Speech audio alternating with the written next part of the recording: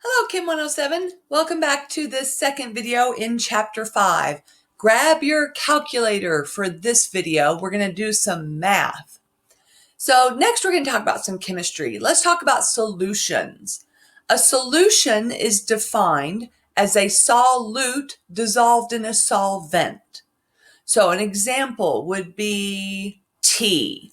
Some tea is the solute, the tea leaves. You dissolve that in hot water, the solvent, and you get your tea to drink. Another example would be powdered Kool-Aid. So you take the powder Kool-Aid, that's the solute, dissolve it in the water, water's the solvent, and you make the Kool-Aid that you can drink. That would be the solution. Other examples are coffee, salt water, even vodka and tonic. Vodka would be the solute. You put it in tonic, the solvent, and you get your alcoholic beverage, vodka and tonic. So water is the most common solvent. So we dissolve lots of things in water. When a chemical dissolves in water, we use the symbol in parentheses AQ, meaning aqueous, such as NaCl, AQ, which means salt water. Now, NaCl with an S would mean solid salt. But when I do NaCl with an AQ, suddenly it's the salt dissolved in water to make salt water. So the AQ symbol means dissolved in water. Cool. So ionic solutions. When an ionic compound dissolves in water, it actually breaks the bonds between the atoms and becomes ions. Now, let's recall what ionic means. It's a metal plus a non-metal. And if you remember from your periodic table, the metals are over here on the left side, except hydrogen's a nonmetal. So these are the metals over here. And the nonmetals, there's a lot less of them, are over here on this side, the right side of the stair-steppy line. Remember that stair-steppy line we drew on our table?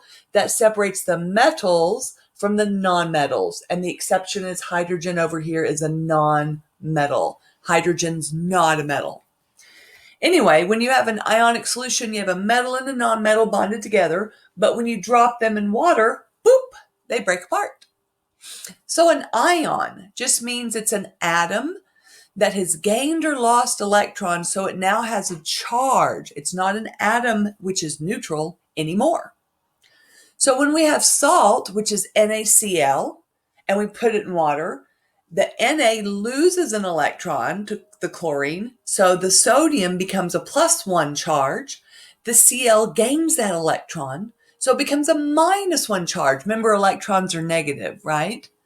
So as you see in the picture, we have Na plus floating around and Cl minus floating around. So these ions just float around in the water and make up the solution, and it's called an ionic solution. When there's just a little solute in a solution, we say it's dilute. When there's lots of solute in a solution, we say it's concentrated. Now, if you were at the bar and your drink didn't have a lot of alcohol in it, you might complain to the bartender that your solution is weak. Your drink is weak. That's what we say, but we really mean it's dilute. But you never hear anyone going, "Oh, my drink's really dilute." You don't hear that. But that's really what you mean when you say it's weak. Or maybe you get some coffee that's just overwhelmingly strong. That's the word we use, but what we really mean is concentrated. But again, people don't say, "Whew, my coffee's concentrated." We say, "Whew, my coffee's strong." So that's what dilute and concentrated mean. Now, we can measure concentration several ways. We can do percentages and we can do molarity, which is a new word for you. Molarity is the concentration of a solution. And the units are moles per liter. Well, we know what liters are. Soda comes in 2-liter bottles, but we don't know what moles are. So let's understand now what moles are so we can do molarity. The mole. I'm going to start with an analogy. A dozen is a word that means 12. We can have 12 eggs. We can have 12 cookies. We can have 12 donuts. We can have 12 beers in a 12-pack. All of those things are a dozen. So a dozen just means 12 things. Now a mole means 6.02 times 10 to the 23rd things. So that's a lot. In fact, that is so many things that if we had a mole of baseballs, we would fill up planet Earth. So we don't have moles of anything other than the tiniest things on our planet, which are atoms and molecules. So we don't have a mole of people. We would be crushed by people. We don't have a mole of cars. We would have cars miles high all over the planet. So the only thing that really comes in moles is atoms and molecules.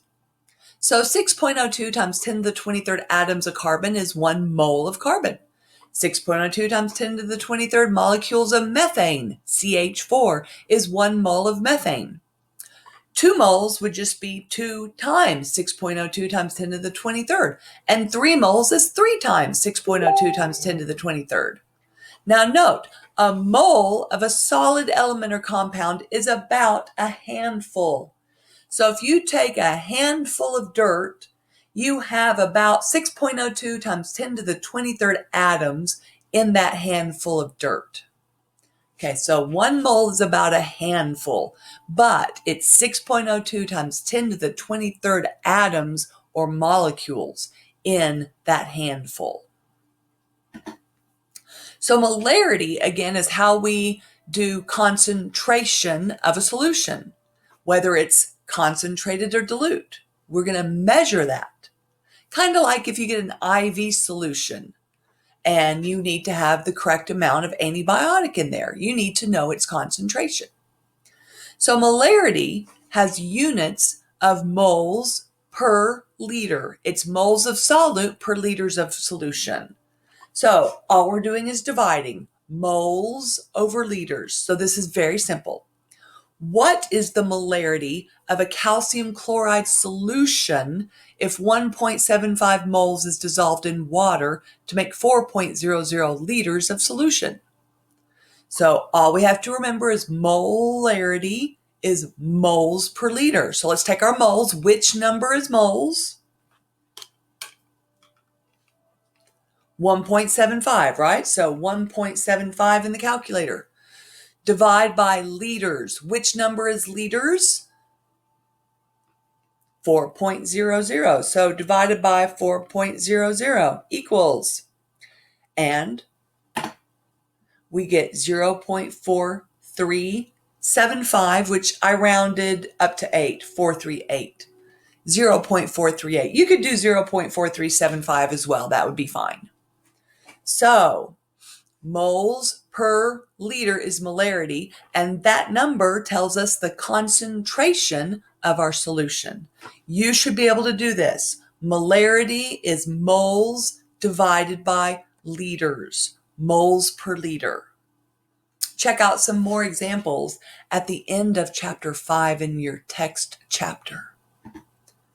Another calculation we should know is dilution. When you add water to a solution, you're diluting it, right? So the concentration goes down. There is less solute per liter of solution, thus dilution occurs. To calculate the new concentration after we've diluted something, we use this equation. M1V1 equals M2V2. Molarity 1, volume 1 equals molarity 2, volume 2. So we're just doing a little bit of algebra, plugging in. Here's a question. What is the new molarity if 2.75 liters of a 2.50 mole per liter solution is diluted to a final volume of 5.00 liters? Okay, so all we have to do is match the numbers to the M1V1, M2V2 equation. So we started with 2.75 liters. Liters is a volume. That is volume 1. We have 2.50 moles per liter. That's a molarity. That's molarity 1. we dilute to a final volume of 5.00 liters. So that's a volume, it's liters, so that's volume 2, and M2 is the molarity we're calculating. So let's substitute in the 2.50 moles per liter for M1, the 2.75 liters for V1, and it equals M2, which we don't know, and then 5.00 liters is V2. So just set it up. Now to solve for M2, we divide both sides by 5.00. So in the calculator, it's 2.50 times 2.75 divided by 5.00 equals M2 equals 1.375. Again, I rounded it to 1.38. 3 digits because my other numbers had 3 digits. But if you said 1.375, I wouldn't count it wrong. And again, you should be able to do a dilution. Remember, M1 V1 equals M2 V2, molarities and volumes. Plug your numbers in, divide both sides by volume 2 so you can get molarity 2. And you should try some practice problems at the end of chapter 5 in your text. Last thing I want to mention is equilibrium. Equilibrium in chemistry is when the forward reaction occurs at the same pace or speed as the backwards reaction for a chemical reaction or a physical change. An example here is evaporation. If I have an open cup, the water evaporates and floats away. But as soon as I put a lid on it, the water can't evaporate anymore. It just bounces around inside the container, and some of it goes back into the liquid. So every time a molecule pops out and evaporates into the gas, somewhere else a molecule goes from gas and pops back into the liquid. So we have a forward reaction and a reverse reaction occurring at the same pace or speed. And that is equilibrium. All right, there's a lot of information. You might need to watch this video a second time. This is the end of chapter 5. I told you it was short. And remember, chapter 6 does have that strange watermark. So when you look at chapter 6, don't worry about the watermark. It's not your computer. It's my slides. All right, 107 students, I hope you're doing awesome. Get ready for the midterm, right? Midterm covers chapters 1, 2, 3, 4, and 5. So that's coming up soon. Get ready. Bye-bye.